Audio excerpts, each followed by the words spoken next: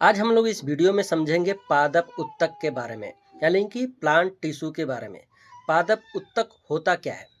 Plant में कोशिकाओं के ऐसे समूह को जो किसी एक विशेष कार्य करने के लिए होती हैं, उस समूह वाले उत्तक को हम लोग पादप उत्तक कहते हैं। पादप उत्तक कितने प्रकार के होते हैं और उन प्रकार में कितने खंड होते हैं उसके बारे में भी जानेंगे, उसके कार्य के बारे में भी जानेंगे। अगर इस चार्ट को एक बाय एक आप अगर समझ जाते हैं तो पादप उत्तक चैप्टर का लगभग एनसीईआरटी बेस्ड से 60 to 70% क्लियर हो जाता है और मैक्सिमम क्वेश्चन इसी से आते हैं। तो इसको बहुत ही ध्यानपूर्वक आप लोगों को समझना पड़ेगा। तो सबसे पहले पादप उत्तक की बात करते हैं, कितने प्रकार का होता है। तो पादप उत्तक दो प्रकार का होता है, एक होता है मेरिस्टेमेटिक टिश्यू और एक होता है परमानेंट टिश्यू।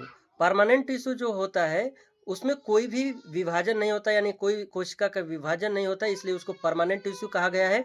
और विभज्योतक उत्तक यानी कि मेरिस्टेमेटिक उत्तक को इसलिए मेरिस्टेमेटिक उत्तक यानी विभज्योतक उत्तक कहा गया है क्योंकि इन कोशिकाओं का विभाजन होता है, इनसे और भी नई कोशिकाएं बनती हैं। तो यहाँ पे हम लोग सबसे पहले बात करेंगे मेरिस्टेमेटिक उत्तक के बारे में। तो मेरिस्टेमेटिक उत्तक भी तीन प्रकार का होता है। हमारा पहला होता है एपिकल मेरिस्टम, दूसरा होता है लेटरल मेरिस्टम, तीसरा होता है इंटरसेलरी मेरिस्टम। तो जो एपिकल मेरिस्टम होता है इसको हम हिंदी में शीर्ष विभज्योतक उत्तक कहते हैं। दूसरा जो होता है लेटरल मेरिस्टम, उसको हम लोग पार्श्व विभज्योतक उत्तक कहते हैं। लास्ट का जो होता है इंटरसेलरी मेरिस्टम, उसको हम लोग अंतर्वेशी सॉरी अंतर्वेशी अंतर्वेशी विभज्योतक उत्तक कहते हैं।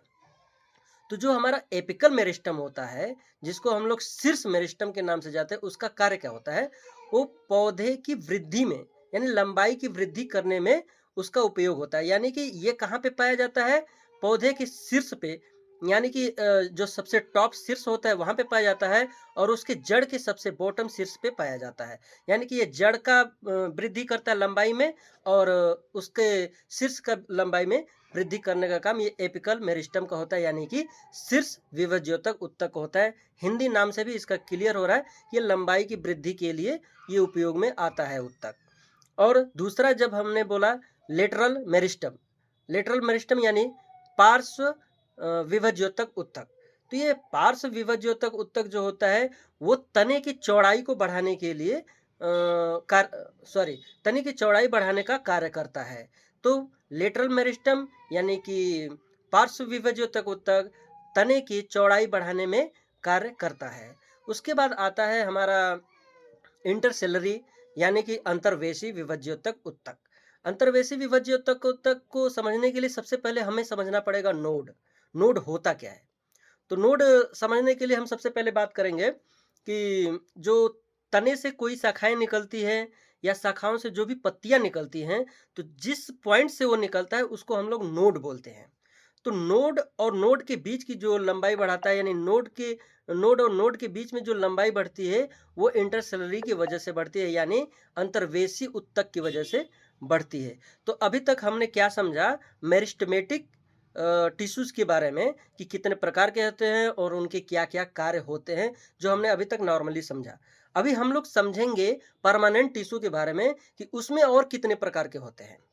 तो परमानेंट टिश्यू दो प्रकार के होते हैं, एक होता है सिंपल परमानेंट टिश्यू और एक होता है कॉम्प्लेक्स परमानेंट टिश्यू, यानी कि सरल परमानेंट टिश्यू और एक होता है आपका जटिल परमानेंट टिश्यू। तो सबसे पहले अगर हम बात करेंगे सिंपल परमानेंट टिश्यू की, तो सिंपल परमानेंट टिश्यू भी तीन प्रकार का होता है। इसको बड़े ही ध्यान से आप लोगों को समझना पड़ेगा। अगर आप इस चीज को समझ जाते हैं तो आपको लगभग पादप उत्तक का 60 to 70% क्लियर एनसीईआरटी बेस्ड पे आप आपको मैक्सिमम क्वेश्चंस भी इन्हीं चार्ट से देखने को मिलता है। तो हमने अभी आपको बताया सिंपल परमानेंट टिश्यू के बारे में। तो सिंपल परमानेंट टिश्यू तीन प्रकार के होते हैं। पहला होता है स्क्लेरेनकाइमा, दूसरा होता है कोलेनकाइमा, तीसरा होता है पैरेनकाइमा। तो ये तीन नाम आपको याद रखने हैं और तीन नाम को और इन तीनों उत्तकों का कार्य क्या होता है इसको भी हम थोड़ा इन्हीं नाम से रिलेट करके हम लोग समझेंगे। अभी हमने सबसे पहले बताया स्क्लेरेनकाइमा। स्क्लेरेनकाइमा का मतलब हो गया कि स्ट्रेंथ, स्ट्रेंथ यानी कठोरता और मजबूती देने का कार्य जो करता है वो इसी टिश्यू की वजह से होता है।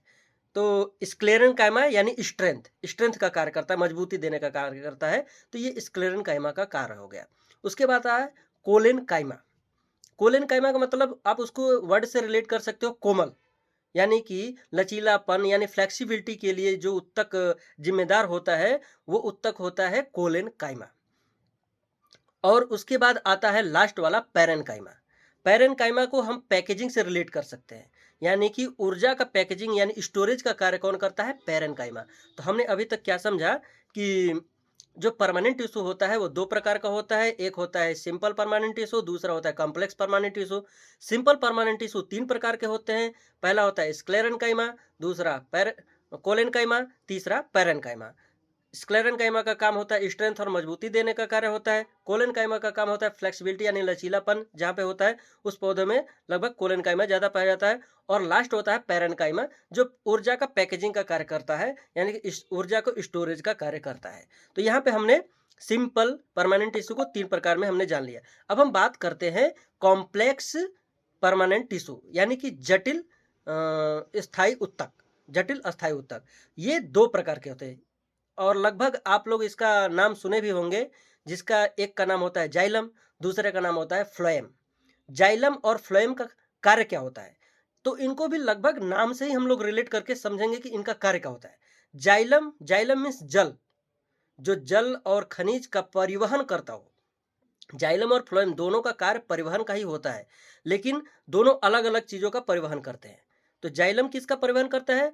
खनिज और जल का परिवहन करता है जाइलम, यानी जाइलम ज से जाइलम, ज से जल। जाइलम जल और खनिज का परिवहन करता है। और फ्लोएम क्या करता है? वो भोजन, फूड का परिवहन करता है। फ्लोएम, फ्लोएम फूड, फ्लोएम क्या करता है? फूड का परिवहन करता है।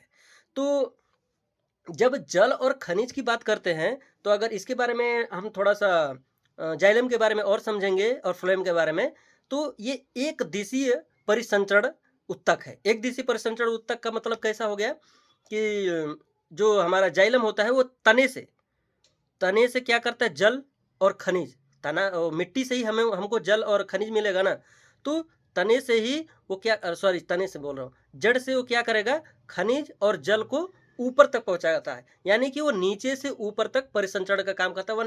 ओनली वन दिशा में कार्य करता है, नीचे से ऊपर, यानी कि एक दिशीय परिसंचरण उत्तक है ये।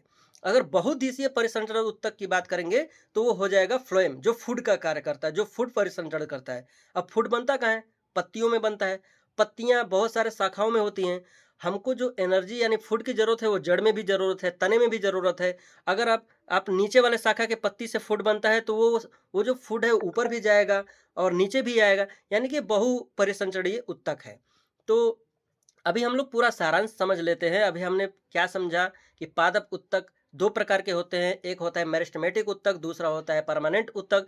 मेरिस्टेमेटिक उत्तक तीन प्रकार के होते हैं। एक होता है एपिकल मेरिस्टम, दूसरा होता है लेटरल मेरिस्टम, तीसरा होता है इंटरसेलरी मेरिस्टम। अभी हम लोग इसका कार्य नहीं, बस केवल ओवरव्यू समझ रहे हैं, ठीक है।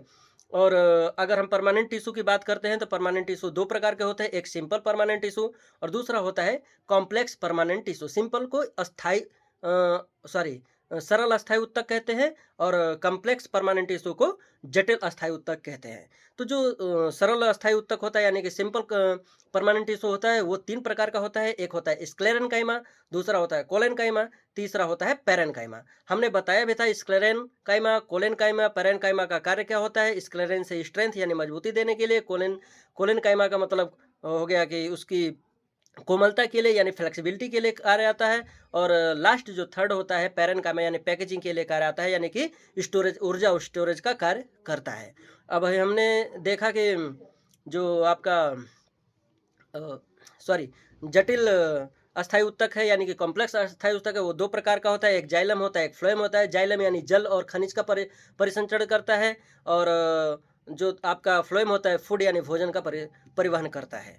तो पादप उत्तक लगभग लगभग ये चार्ट फ्लो से आपको समझ में आ गया होगा कि पादप उत्तक कितने प्रकार के होते हैं। और अगर आप इस चार्ट को पूरा अच्छे से समझ लेते हैं, समझ करके पढ़ेंगे, तो आपको सब कुछ क्लियर हो जाएगा। और अगर आप इस चार्ट को बिल्कुल याद कर लेते हैं, तो लगभग आपको 1-2 क्वेश्चन आपको एनसीईआरटी में इससे मिल ही जाएँगे। मिनिमम 1 क्वेश्चन तो आपको मिलने ही वाले हैं। तो जय हिंद दोस्तों, मिलते हैं नेक्स्ट वीडियो में। बाय-बाय।